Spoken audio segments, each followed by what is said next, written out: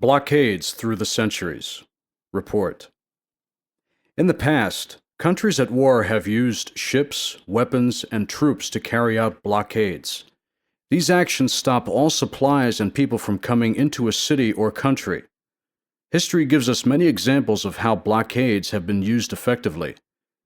History also shows us that blockades can be defeated. The French and Indian War, 1754 to 1763.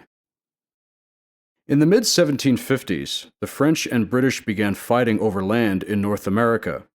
Native Americans, extraordinary warriors who knew how to fight with both guns and simple handmade lances, did not want to lose lands to the British. Therefore, they joined the French soldiers. Then, in 1757, the British began using warships to create two blockades. One was off the coast of France. The other was off the coast of Canada. The blockades helped bring about a British victory.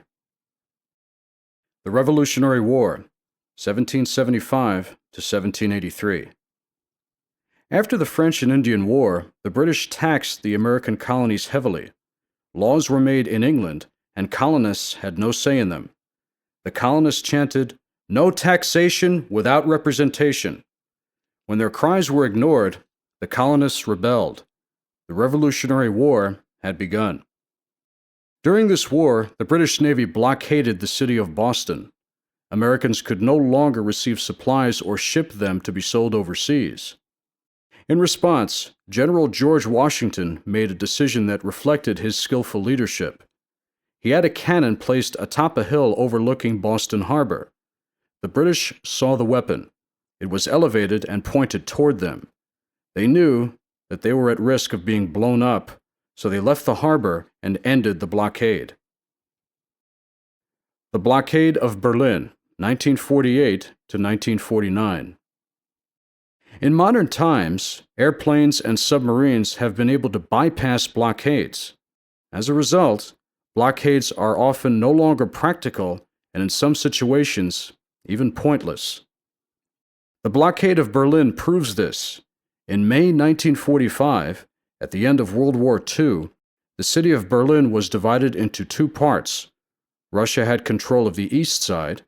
The United States, Britain, and France controlled the west side. In an attempt to gain more power, Russia blockaded the roads and rails. The reaction of the United States, Britain, and France was heroic. Airplanes brought food and supplies into Berlin. This was called the Berlin Airlift. Soon after, Russia reopened the roads and rails. The Blockade of Haiti, 1993. In late 1991, Haiti's army overthrew its president, Jean-Bertrand Aristide. However, peacemakers wanted to force the army to allow the president to return to power.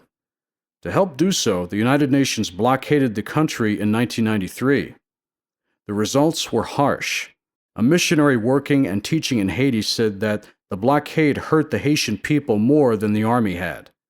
Over time, the lack of food, gas, and other supplies created despair in the country.